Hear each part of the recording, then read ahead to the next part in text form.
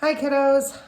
I am going to show you a kind of an extension lesson to the second and third grade architectural unit in which we were learning how to create cylinder buildings and also in drawing we created them and also we made them in three-dimensional clay sculptures. While we are away from each other, I thought this would be a really fun extension project for the architectural unit for you to explore creating an architectural blueprint. A blueprint is a diagram created by an architect, and the job of an architect is to design buildings, whether it be homes or business buildings. And today I'm going to show you how to create an architectural blueprint, which is a bird's eye view of a home or an office or anything you really want to design. Today in my example, I'm going to show you a blueprint of a house. The first thing I'm showing you right here is a handout that if we were in our classrooms, you would have in front of you. You will be able to find a picture of this handout on the assignment or the project page on our Google Art Classroom. That barking you hear in the background is my sweet little puppy, Vinny. Sorry if he's making a little bit of ruckus and noise as I go through this lesson with you. As for materials, I do suggest that you use a pencil, but today I'm going to actually draw this example in a black Sharpie marker because it will be easier for you to see in the video. I also am working with what I have around the house, just as you may have to do as well. I do not have a ruler on hand. If that just doesn't seem bizarre for being an art teacher, you think I would be able to find a ruler in my house that isn't a yardstick. So I'm actually going to be using just a piece of cardboard, and you can take any straight edge of a notebook or anything to use to make the straight lines for the walls of your blueprint. So if you look at my example here, you'll see some of the details, all of the furniture and the appliances and countertops are all a view from looking above. So you're not going to see the legs of a table. You're not going to see the buttons and the details around your TV or what it looks like on the front of the dishwasher or fridge because you're looking at it from above. So if you look in my kitchen area over here, I have a kitchen island. I have my countertops going around. You'll see I did a bird's eye view of a sink and a stove using symbols for these things and sometimes doing abbreviations of words to label what they are. Chairs and stools and things look like circles from above. And you'll also notice how I've been doing my doorways. They look like slanted or diagonal lines that go inward, showing the swing or opening of the door. In my dining room, you see my dining room table and the chairs going around it. You're looking at it from above. You'll also notice these interesting rectangles along the edges of all my outer walls of my house. Those are actually symbols of windows. You want to have some natural light coming in your house to make it happy. The front area here, this is my front door, and you see it says the word foyer. Feel free to label what all your rooms are, but I would wait to label them till you have finished creating all your inner walls, outer walls, and also all of your appliances and furniture symbols in each of your rooms, so you know where you have space to label each room.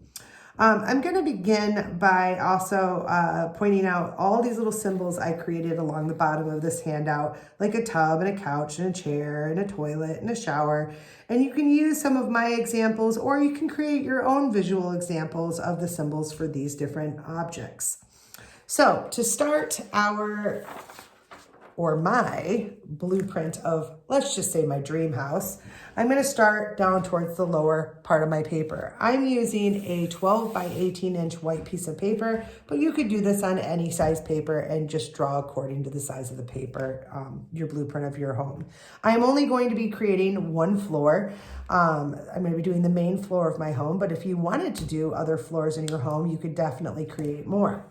So I'm going to start with the entrance of my home, and using the straight edge and along the front, I'm going to make a wall on each side of my main entrance of my house. When I go to make my slanted, I just realized I was doing it with pencil. I'm going to go ahead and do it with Sharpie so that you can see it better in the video. So I'm going to line it up again. I'm going to make the walls on each side of my door, and then I could make a double door entrance if I want to. And then from that part, knowing where my entrance is, I'm going to create the outer wall of my entire house. And have fun. Make it some interesting, fun shapes. Maybe you want to do a curved room. Maybe you want to have straight edges on your walls. Maybe you want to have diagonal edges on your walls. And take your time using all the space on your paper to create the outer wall of your home. Notice how whenever I'm doing straight edges, I like to make sure I use my makeshift ruler, if you will. So that way my home looks like a real blueprint diagram. And a favorite tool of an architect would be definitely having a ruler. So his measurements would be correct, or her measurements would be correct while designing their house. So there is the start of my outer walls. And now I'm going to start to create inner walls. When I divide the space, I want to make sure I don't have any itty bitty tiny, tiny rooms unless you really want them to be that way. So I'm kind of spacing out my walls and leaving little spaces in the walls for my entrances into each of the rooms. You could also keep in mind creating closets, which would look like little rooms. And don't forget your doorways. If you don't want to have a door that actually swings open and you just want an opening in the wall, you can just make little ends on each of the wall. And I'm going to go ahead and make a little hallway here.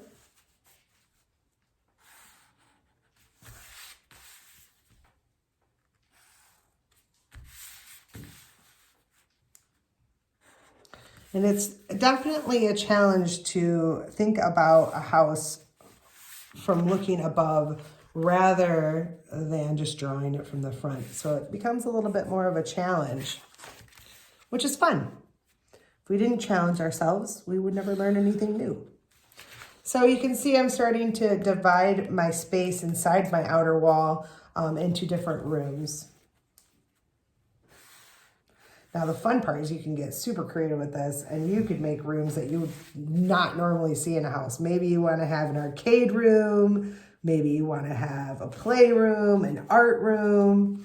But also think of some of those spaces that you would see more often in a house, like maybe a bedroom or a kitchen, things that you may need to survive in your house, you know? A place to cook, a place to sleep, a place to hang out. So now I've made all my exterior or interior walls, and now I'm going to start to fill those spaces with other details. Maybe in this room over here, I want to make it my bedroom. So maybe I want to start off with a bed in the corner, and the symbol of my bed is going to be the shape it would be if I looked at above, which would be a square or a rectangle.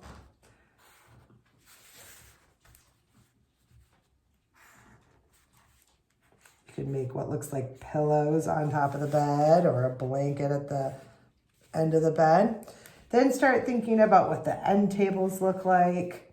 If you have a dresser, or if you need a closet or want it to be a walk-in closet.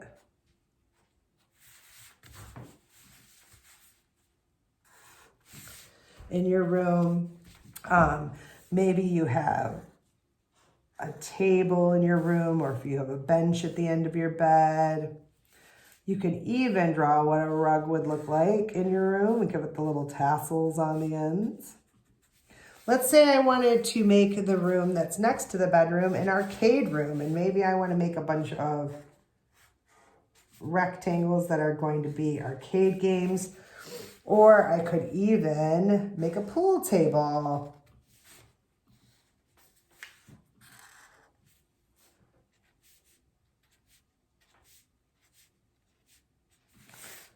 Maybe there's a space for a TV or a gaming area, or a console to keep all of your Nintendos and all of your other fun video game machines. And then if you go into this space, maybe I want to make this a hot tub room. Maybe there's a TV on the wall, and maybe there's some cabinetry. I'm putting some little wavy lines on my hot tub so I know it's got water in it. Maybe there's a little closet where I want to hang bathing suits and different things. Put a little slanted door there. Now, if I have my entryway where my foyer is, maybe I want to add a staircase. And if I'm looking at a symbol of a staircase from above, it's going to kind of look like a rectangle. And then I might put some lines to make it look like the stairs going up. If you wanted to do like a spiral staircase or something unique, you just got to think about what shapes you'd need to make that look that way from an aerial view. Maybe in the entranceway there is a table, or maybe I want to put a big table right here in the center where maybe a big sculpture or statue would be. And then I'm going to go to where my kitchen is. I'm going to start thinking about my countertops, where my sink would be, where my stove would be, and make little symbols for my stove tops with circles and X's in them. There's my sink. Maybe I want to have my fridge right here, and I can label that with an F-R-I-G.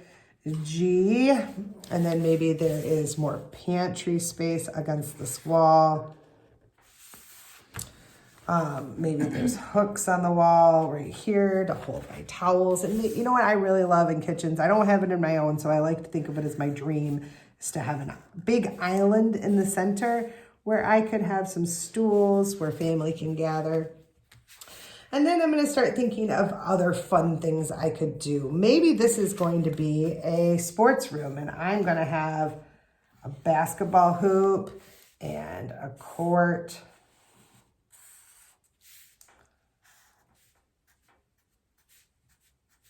Where you can shoot hoops. Maybe just for fun, I'm going to make a ball pit. And put the symbols of the circles there. I got a lot of fun game rooms going on, don't I? And then over here, I'm going to do a family room with a big sectional comfy couch, looking at it from above. Maybe my TV's in one end. I have some end tables. Maybe I have a big oval coffee table. Maybe there's a bookshelf. Maybe you want to make a library in your home. You could also make a circle with some squiggle lines to make it look like there's plants, decorative plants in different areas. You can get really creative with this. Maybe a long rug in my long hallway here. Then I can go and start to label my rooms. Family room, kitchen, foyer, which is where you enter the home, game room,